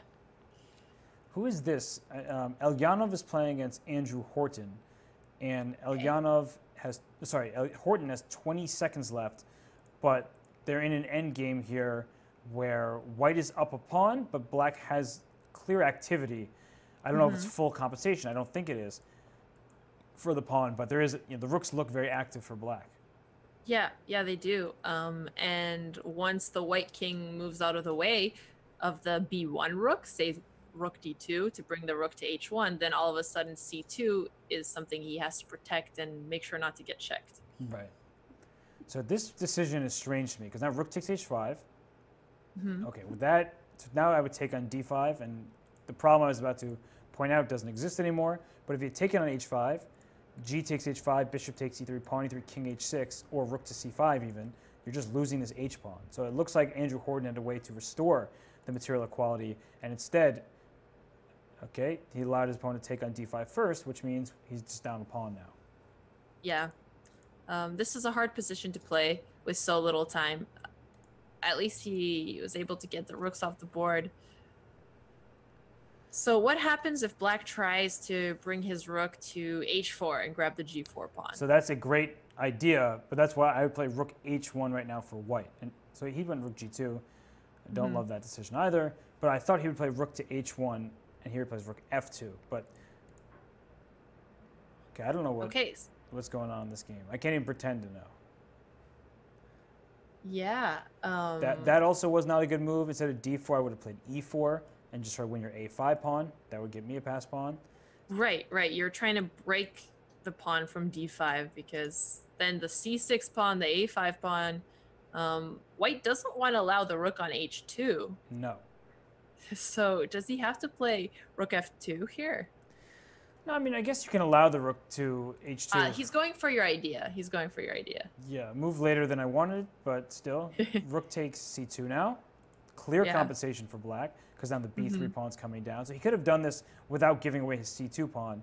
But now that he's given up his c2 pawn, he's also going to lose b3. And all right, the good news for white is you have 2 separate passed pawns, which means a rook struggles to defend against it. Yeah, but after king f4, can black go rook d3? Oh, okay, so white is just trying to take the b4 pawn instead, which makes sense. Yeah, just trying to take the b4 pawn, say, go for it, have your f pawn, try to push it down the board, but it's not going to be able to continue moving. So here you can't even go b3. I'll take it because you can't afford to trade rooks as black. So now rook b4, f4. Oh, rook a3. Love that move. Really, really like that move because you're keeping the rook tied down to b4 to protect the a4 pawn. If you go rook b6 check, yes, you can now then go king b4, but you allow the black king to go up the board. and help that f pawn. If you go d5 here, black has king f6, and or maybe f4. I just push the f pawn. Got it. So do you think black has drawing chances here? Huge drawing chances. Wow, that would be quite the upset here. I mean, in this position, if he traded somehow his f4 pawn for the d6 pawn and his king is close enough, he should be able to draw that. Yeah, he just blundered though. Right. Because you need to have your king to be able to be in front of the pawn. Yeah, you can't get your king. Oh. Yeah, this is bad. Bad news. Yeah, no way to save it anymore because Here's the king rook takes f3. Yeah, rook takes f3, wins the pawn instantly. Take that. Or go rook f6 check first if you're afraid of like, except rook f3. If you take it, d8 queen, rook e3 check. This is all going to happen. King d7, rook d3 check. Take the queen. King takes. Your king is too far away. My pawn is promoting. Remember, I always draw the box, right? Yeah, the box is important to calculate if the king is close enough to catch the pawn. You know, I'm guessing you're showing it on the screen. Yep, you're right. You know me. Of course. I got to get my drawing lessons on, you know? Yeah, what are you? Should have an art degree by now with that arrow technique. Yep. So just the point is that you need your king to be in the box so that it can come to get the pawn. So the wherever the pawn is in the A file, your king needs to be in the, it's either going to be a 5x5, 4x4, 3x3. You get it. It's a square. It's a square? Yeah. Yes. I'm looking at the Eric Hansen and Grant Shu game right now because Eric has his queen on h6, where black's king had a fianchettoed bishop on g7 at some point, but not anymore. This looks... Eric's also up a pawn. This looks pretty crushing, huh? This looks awful. This looks no fun. I mean, even if I don't checkmate you immediately, I have so many ideas with pawn to e6, or pawn f4 to f5, or rook d3 to g3. You know what I'm saying? It's just every single move. Rook c1 followed by knight c6. Rook c1 followed by rook c6. I just see so many different good-looking options for white. You're up a pawn, and black just has no way of dealing with the pressure that's about to ensue. Yeah, I agree. When you have so many good moves in a position where you also have an attack and you're a pawn up, I feel like that's easily enough. Yeah, not good. By the way, right, so Eric's going to go 2 for 2. Yes. And by the way, Fabiano Caruana is playing against Jennifer Yu right now, so I'm just going to hop over there and just see what's going on. It looks like... Well, did Jennifer Yu play the orangutan? Because, you know, maybe with her highest scoring opening against Fabiano. She chose not to. Shockingly, she decided that was not a good opening choice against someone like Caruana. And in the current position, black has given up the dark square bishop, but that e5 square for the knight on d7, that knight is going to plant itself there and be there for the rest of the game.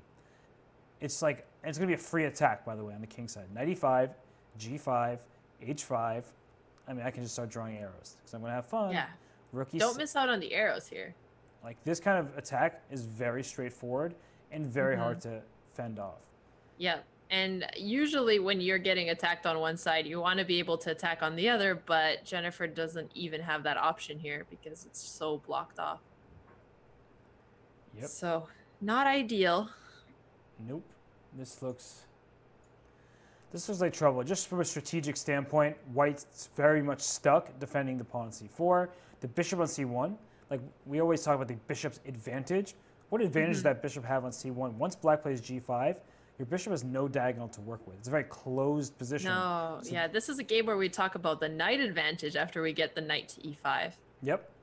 And we show how powerful knights are in closed positions like these. Yeah. And when they have an outpost in the center, that's just the dreams. That's just the knight's dream here. This is just sad to even look at.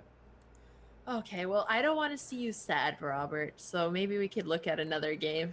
Well, her username is a happy pawn, but right now her bishop on a happy pawn and a sad Robert. What a sad combination. Her bishops in c1 and f1 are unhappy pawns, and they want to be bishops.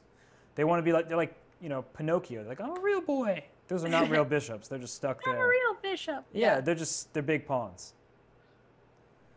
Let's go back to that Kamrakulov game against Saric, because Saric is now down a piece, but winning. What happened here? Okay. Is it too late now to say Sarich? That was good. Have Thank you you. used that before? No, I just came up with it right now. So thank you. I'm glad you appreciate my jokes. I did. I thought that was brilliant. So what happened? We thought that white didn't have enough pieces to attack. White did try queen h5, which is what we were discussing, and then we were expecting f4. Oh, look at that. Went bishop f6 first, after h4, then went f4, and bishop c5 came on the board. And that was just a really nice move, distracting the queen from the 7th rank. So that after queen takes c5, which probably shouldn't have taken at this point, probably should have went queen g7, rook takes b7, and now there are just tons of mating threats with take on h7, rook g6 check, things like that, and queen f5 to protect h7, but then the rook took on h7, and oof. Yikes. What a comeback. Yeah, this is trouble. Oh, man. I'm looking at the chat and someone's like, clip that. Yeah. Like, they love the Bieber. Well, I thought that was good. I hope somebody clipped it. I wonder if I hope the same or not. I don't think so. Okay, so that was a change of events. Let me see if there's any other interesting games. I think the endgame between Sergey Azza and FM Sean is interesting. I think he could be interesting. So, bless you. Yeah, I was holding that in, is... and then I was like, oh, I can't hold it anymore. Oh, never mind. He just lost the c3 pawn. So let's not go there. Woo. You good? You good, Robert? Yeah, that was. Does your system need to reboot? Is it time? No, but Updates need to be completed. Force rebooting. Look at that by Coffee. Bless you, Hess you. Love it. So Sarich wins. Sam, this is not game of the week. This was, I know bishop c5 was a nice distraction technique, but no, come on. Bad play by both sides here. Yeah. What about the game between Wesley So and Wonderful Time? Wesley So and Tuanmin Lee. Let's see. So look at by the way, in this team, they have Wonderful Time and a Happy Pawn. Are they just the most uplifting team in the Pro Chess League? I just wish their games were as uplifting as well. Well, sometimes you win, sometimes you lose. But as long as you're making people happy in the process, it seems like a good thing. That's true. That's true. No, I said Wesley So this time, not slow. You have called him Wesley Slow before, though. I have, for good reason, but this time I didn't. Yes, you said so. I heard it with my own eyes. With your own eyes, amazing. That's how we hear things around here. Okay, if I'm black, I'm immediately playing a5, a4, and kicking your knight from b3. That's the way to win this position. So you immediately look towards the queen side, which I find unintuitive when you have an attack on the king side. How'd you know to just look there right away? Because Wesley So reads my mind, and so when I said a5, he played a5. So it's just a thing that happens between us. Yeah, telepathy, right? Yeah, but the real reason why is I want to get this d4 pawn. My bishop is on a great square in g7, but it'll be much more powerful and doing much more when it takes d4 and hits f2. And by playing a5, I know you can't stop a4 unless you play a4 yourself. But in playing a4 yourself, now your knight's going to be hanging. So I could play a move like queen b7 at some point. Not now, because I don't want knight a5 and then with a tempo, taking c6 next. But I can play queen a7, attacking d4. Or I could play rook to b8 at some moment to kick this knight away. You do have to be a little bit careful, because at some moment knight c5 will be annoying, or knight takes a5 if c6 is falling next. But yeah, it was really about going for this d4 pawn. So queen a7 here actually. Wait, does that blunder rook take c6? I need to calculate. No, it doesn't. Wait, isn't there? Oh, because of queen takes d5 check. Yeah, but the queen f7 at the end, and there's f2. Yeah, f2 is hanging. Nice. B3 is hanging. So you may be trying to win some material, but in fact you're losing material in reality. And wow, I just looked at the score. 4.5 to 1.5 between the Chess Bras and the New York Marshals. New York Marshals, who were leading the pack in the Atlantic Division. Yikes. That is not a good score for them to have today. Nope. Or really on any day. Okay. Jay Brazel saying, I am making human-like jokes. He passes the Turing. Exactly. This is a remarkable moment in history. Everybody's excited about the wrong kind of AI in chess. It shouldn't be the engines. It should be Robo Hess. You know, I'm working on getting excited myself over here. Wait, was he just do what I said he shouldn't do? So you know how I said he was reading my mind? Yeah. He failed. Oh, the connection must have gotten disconnected here. Yeah, because why would you give up the A pawn with the tempo? Weren't we trying to win a pawn instead of give one up? Yeah, I was trying to go queen A7 to B6. So like I want to keep my pawn A5 protected first, and then put my queen on B6 to hit your loose knight on B3. Instead he plays queen B7, going straight for the knight. But after knight takes A5, the big problem is if you go queen B6, and I think this is what he thought he could do, is queen B6, trapping this knight. But then knight takes C6 happens anyway, because now after rook C6, I have queen takes D5 with check, picking up your rook on C6. Because the queen can no longer get onto F7 to block the check. Right, so the queen is protecting the rook only once, and, well, 2 attackers. And here comes the ambulance. Perfect timing. There you go. And I'll bring out my emote. You should. Okay, so how should white continue here?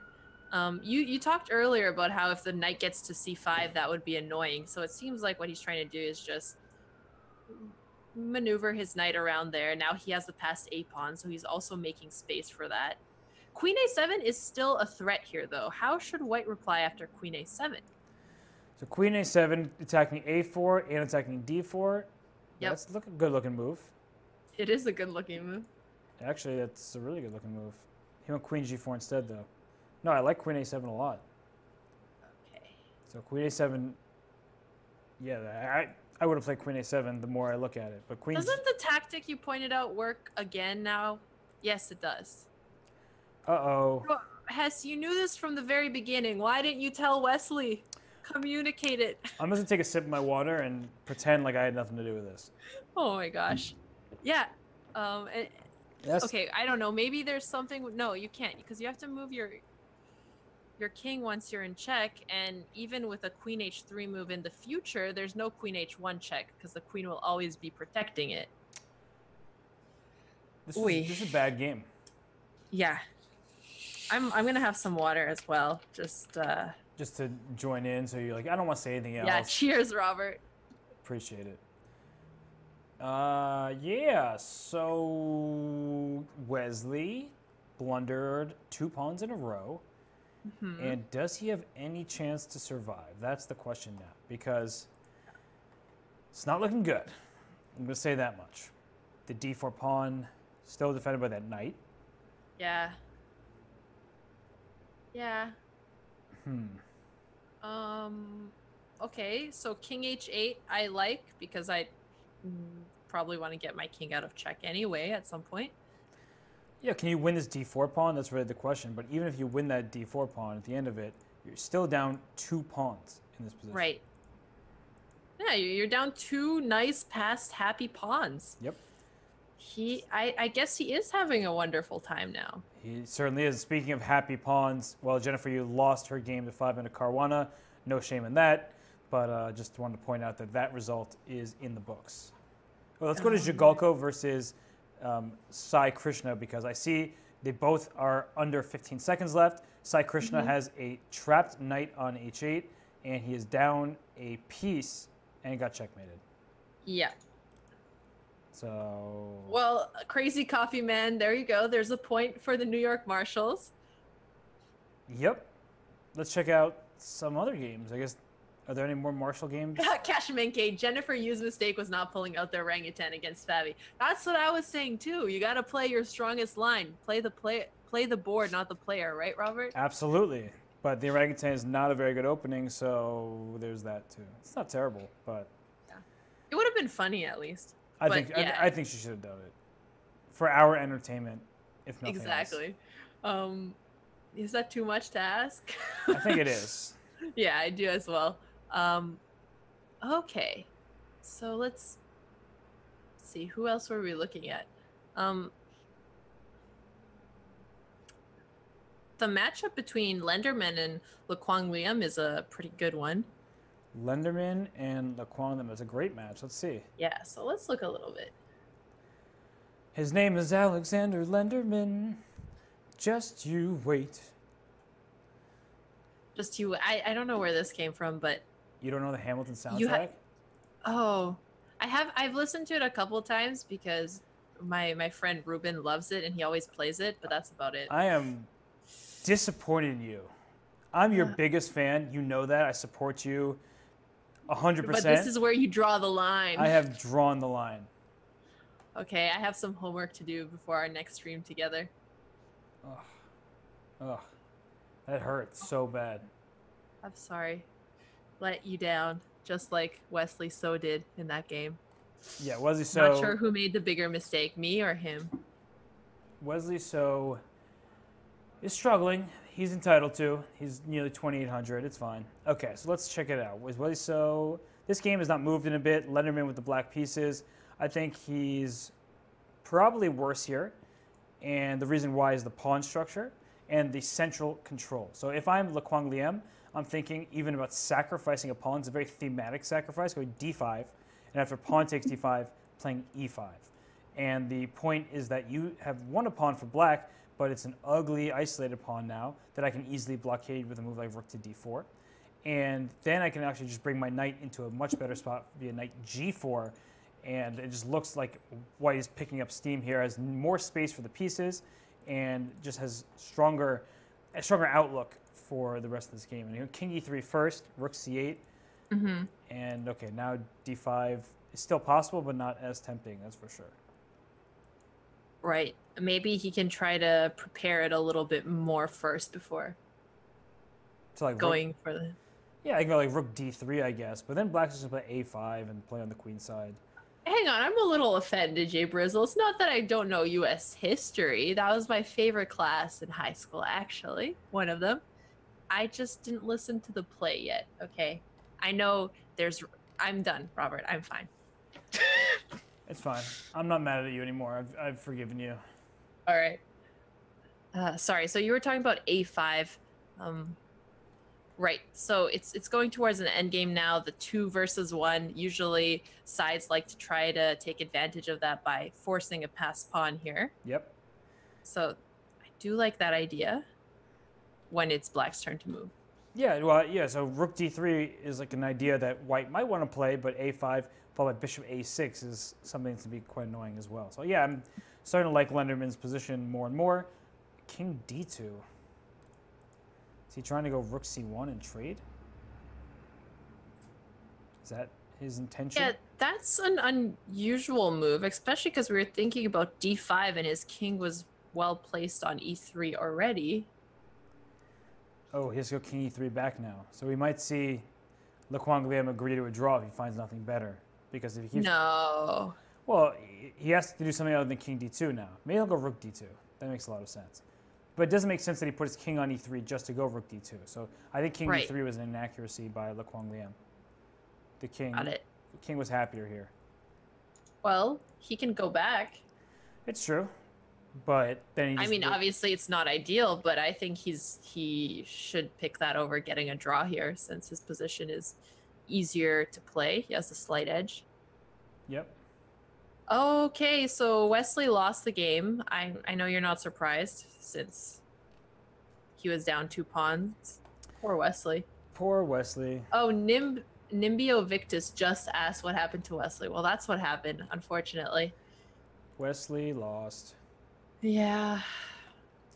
Sad time to be down 3 pawns in his game. Yep. So the New York Marshals are closing the gap between the chess bras and their score. Okay. So 5 to 3. Yep, that's making it a match for sure. Mm-hmm. I'm just going around looking at various games now. Yep, I'm doing the same. Dan Smith up a pawn against Vasif Durabeli. In fact, I love he's his up position. a pawn, but actually his king is not too bad. Yeah, queen d5 forces the queens off the board. So if you're ever worried about your king, now's the time to trade those queens off. Go for it. Trade the queens off the board. Yes, he just played it. Finally, the telepathy is working again. We had an issue, we called Verizon or whoever is taking care of that. And now we're back. Queen d5. Nice move, right? Just trading off the Yes. queens, he's up material. This open H file will be favorable for him. It's a semi-open H file, and the G file is not so semi-open because it's a double pawn. This G6 pawn is well defended by another pawn. This pawn on H3 is a loner. It's an isolated pawn, so easier to attack. Love Dan Smith's position here. Yeah, has Dan Smith gotten a lot of upsets this season? I'm gonna take a look, and see how he's been doing. Someone goes, "Who is Dan Smith?" Google Dan Smith poker, and you'll know exactly who he is. Exactly. Gotta do it. All right, so I'm looking at. Let me find him here. Wait. Yeah, so his position's good. Is Dan Smith not on the... He's on the Sopranos. Oh, okay, right. Sorry, I was looking at the wrong team for a second. No, I know. We were just talking about the Marshals closing the gap. And That's why I was looking at it. I keep doing that with the last thing we're talking about. No, I get Okay, it. so he's been doing pretty well because he's been playing strong players, performing 22-30, 1.5 out of 8. So to see an upset like this would definitely add to his... Yeah, and he already beat a GM earlier this year. He beat Alexander Shabalov in what was a pretty hectic game. So he was very proud of it. He posted on Twitter about it. So you know he's taking this very seriously. And yeah, he's a good friend of many of the players in the Montclair Sopranos team. And he's been with them every step of the way in the Pro Chess League. And right now, he's playing very well with the black pieces. So I would trade queens. Right now, I trade those queens off in b3, then connect my rooks, then double my rooks in the h file, and say, well, I'm simply up a pawn. I love my chances here. Yeah. Yeah, it's just looking good. I totally agree. That's the natural plan here. We found the weakness. You went for it. You're simplifying. You're using all of the chess strategies that are well known. So I like it a lot. Yep. So this game will be going on for a while. Are there any games maybe closer to the finish line? Or I see Ehrenberg against Hans Niemann. I was also looking. Yeah, that one's almost done. I think it's. Yeah, this looks almost okay. You know, the only question is if Ehrenberg, if Niemann, excuse me, can win this A pawn and run his king back very quickly. Right. I don't really think so. Because you just have to time it well. Let's see. What one would you want to take on h5? On h5, right? So bishop so, e2. Hey, I think it's going to be another square drawing opportunity for you. Yeah, except the problem now is that the white king's going to be boxed out. Yeah, so king f4 followed by g5 is about to hurt. Right. And the bishop doesn't want to trade off because then black is just totally winning. So he might try to keep the bishop on the board. And the reason why the light square bishops are important here is because if white keeps his bishop on the board, black can always block white from taking the pawn. Wait, so if white takes his g pawn with the bishop, it's a draw because the a pawn and the bishop can't win. So an a pawn and a light square bishop, wrong color corner. But look what you're going to see Ehrenberg do. He put bishop on g4. Once this bishop moves away, he can throw in even a check. So he can play bishop d7 check now, and then start pushing his pawn to g3, and that's the winning plan. Yeah, exactly. I mean, if white had a dark squared bishop, he could just place his bishop somewhere on c5, and then black would never be able to promote without getting sacked. But because they're the same color, that's not going to work. Yeah, it's a very important thing to keep in mind here. So bishop g4 to f3. And the issue for white is if you go bishop g2 and then try to put your bishop on h3 or on h1, you're on the short diagonal. It's easy for me to kick your bishop away. So here, bishop g4. Yep. Very, very nice. So king c3, bishop f3, and then I immediately am going to be promoting. So bishop g2. And what black is going to do is after bishop h3, king e3, king moves to c3. Now I can play bishop g4 or king f2 first. Yeah. But the point is you're going to play bishop to g4. Bishop g4 is such a nice move. Yeah, there it is. What a win. Nice endgame maneuver. I haven't seen the whole game, so I don't know if I should call in Sam Copeland, but at least the end game looked pretty fun for Black here. Well, now that he has an emote, you know. Yeah, I might as well keep doing it so he can keep using his emote. Yeah, exactly. Make good use of it. Whoa, the Alexander Lenderman and Laquan Liam game has gotten a little more crazy. They didn't draw. Laquan Liam has been taking his king on the tour de la right side of the board. Now his king is on G3. I'm trying to think of what that tour should be called, but that... Yeah, something more creative, I'm sure. I don't know. But he went for D5 followed by E5, so that thematic sacrifice I wanted him to play a long time ago. He ran his king around and then played it, so... Yeah, a little bit of a delay, but that's okay. Yeah, he's going to grab the pawn that he sacrificed back. Yeah, better late than never in this case. And yeah, he just equalized material. And if you play knight takes d5 as black here, and I take back with my knight, you're sort of forced to take with the bishop on d5 because you don't allow my knight to sit on f6. Right. You don't want to play knight against bishop in this kind of structure. Yep, and that's why he took in the order that he did. So now he's up a pawn. Oh, sorry, no, he's not up a pawn. He just got it back. Yeah. And it's just better because, not even because of the double pawns, as much as it is because of the king. And that sounds weird. Like, what do you mean the king? But the king on g7, it seems very well placed, protecting all the kingside pawns. But once white plays a move like rook to d7, you're already threatening pawn to e6, for example. And that king is starting to feel a little bit of some pressure if I can get something like that to happen. So here's rook d6. He's trying to go e6 and play with 2 rooks on the board rather than trade a pair of rooks. Right. And if he can get his 2 rooks doubled on the 6th or on the 7th, he is definitely going to be putting Lenderman into some hot water here. Yeah, no, for sure. 2 rooks in the 6th can try to win the h6 pawn. 2 rooks in the 7th are just going to be absolutely brutal, as then I'm going to just sweep across that rank and try to win your h7 pawn, your a7 pawn. So yeah, just feeling very uncomfortable here for Lenderman on the black side of the position. Somebody said Dan Smith's game, his opponent has mate in 2. What? Oh no. Oh my gosh. Oh no. He blundered. Beautiful. He blundered. I forget what this mate is called, but this is a puzzle rush. Sam Copeland. Sam. No. Sam, get your puzzle rush. That's so sad. He walked into it. Yeah, he help mated here. That's so sad. Kashmenki says it's called Bowden's mate. That's right, Bowden's mate. Oh no. Oh, it hurts so bad. You've no legal move except pawn c6, and then bishop a6 is check and mate. Oh, it hurts so much. Yeah.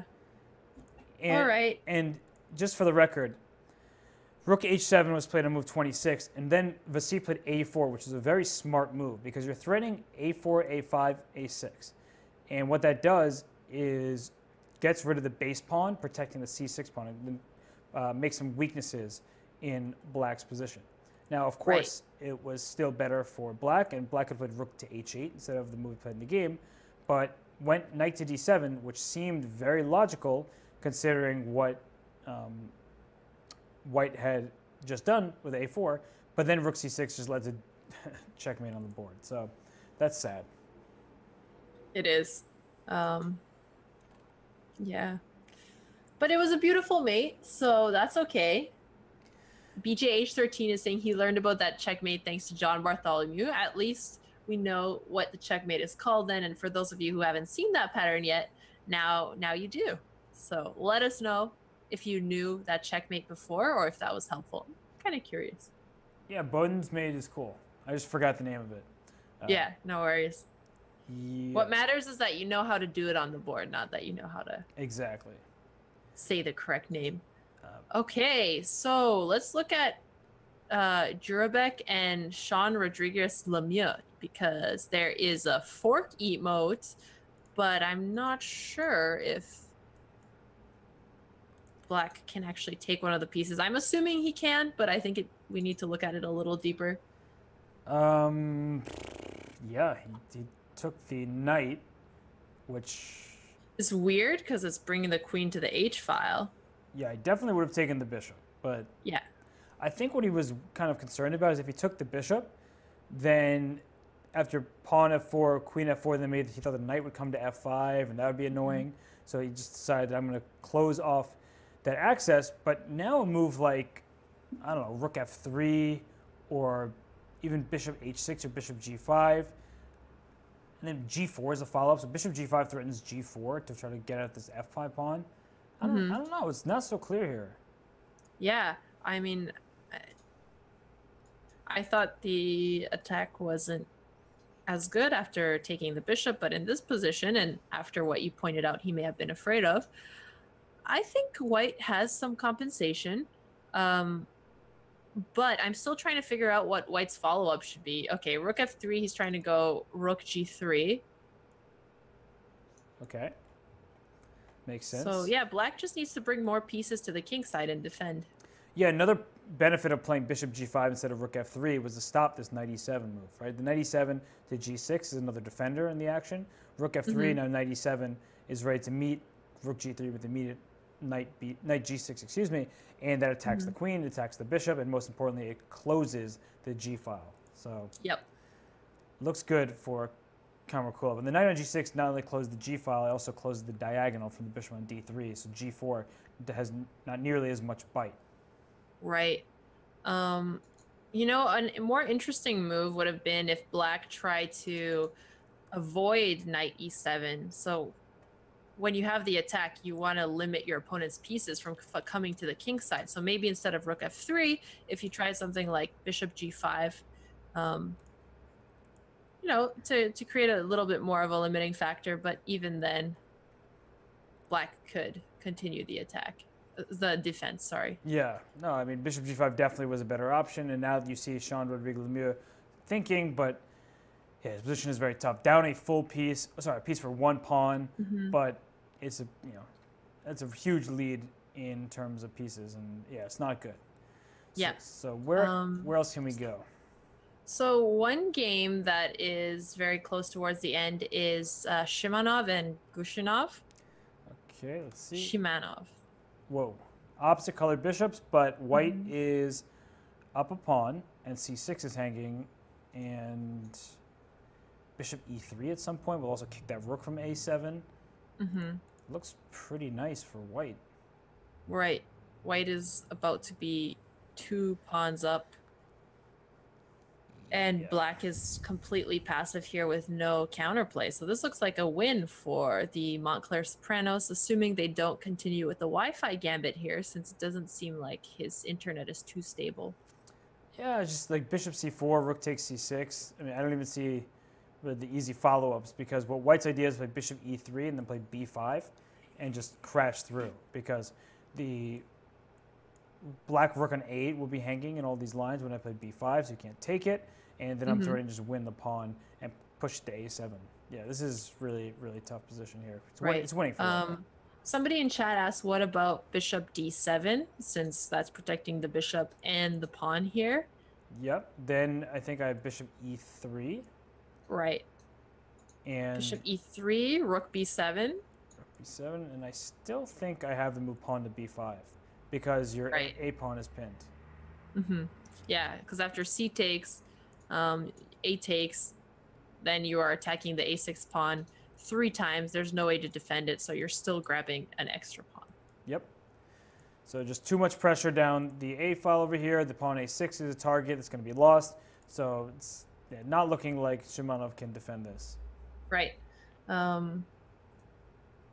So that is going to put the Montclair Sopranos at 4.5 to 2.5. Yeah, they're doing well this week. Yeah, they are. And let's actually, I have a scene with all these individual boards. Let me pull that up. Yeah, let's do that. I realized that. And I was just checking. So yeah, the Webster windmills are higher in the standings than they are, with 131 points versus 114.5. So this would be quite a good result for them. They are close to the chess bras catching up, but they want to stay in the top 4 so that they can make the quarterfinals. Yeah, yeah, no, and I have all the individual scores just pulled up here just to see who's doing well for their teams. And, well, right now you see Gawain Jones is 2 points out of 3 games. Ivan Saric, similarly, 2 points. Leonov, 2. And, well, the others have played just 1 game, I think. So the... right. Or, well, Shigako's 1 out of 2, so he's doing well himself. Is there any results that surprise you on the individual players? Well, anytime a board 4 has some points, that's just a good thing. Because, it's a good thing, yeah. So. Yeah, because Marcus Harvey scored an upset victory, and so did Sean Rodrigue Lemieux. And that means Justin Tan has been the victim of these of Marcus Harvey, I think it was. And Andrew Horton won that game against, who did he beat? He beat Eateries. So like there's some upsets in the early going, and of course Tuan Min Lee beating Wesley So was huge. Yeah. So in general, okay, the upsets speak more to me than just the expected results. All right. So let's see. I quickly came to the Lenderman games since they're one of the lowest on time, other than the game we just looked at between Shimanov and Grushinov. Okay. I think it's about to be a draw because there's a perpetual, or black can probably win the h4 pawn, maybe. So let's see.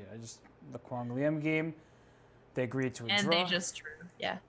Yeah, the king is wants to go to f5 for black, but as long as my king's in f3, I'll always have rook f8 check, and your king can't keep going forward. And from white's point of view, you have nowhere else to go. So you're just you have to go back and forth, otherwise you're getting in some trouble. And yeah, if you went rook h3 instead of rook a4 check, then rook f8 comes and I win your e6 pawn, which is more important to the position because black will have a passed pawn, but it's double pawns, and white will have 2 connected passed pawns, which is really menacing in a rook endgame. Yeah, I think we should quickly look at the checkmate that Leonov just gave Justin Tan. He did it with a rook and a bishop. Ooh. Versus a rook. Wow. Okay, let's see how far back this goes because it's very possible. Oh, no. It was definitely a draw because rook and bishop versus rook is a theoretical draw from the starting point, and I moved back to right, 62. or depending where you're starting with the kings. Yeah, which I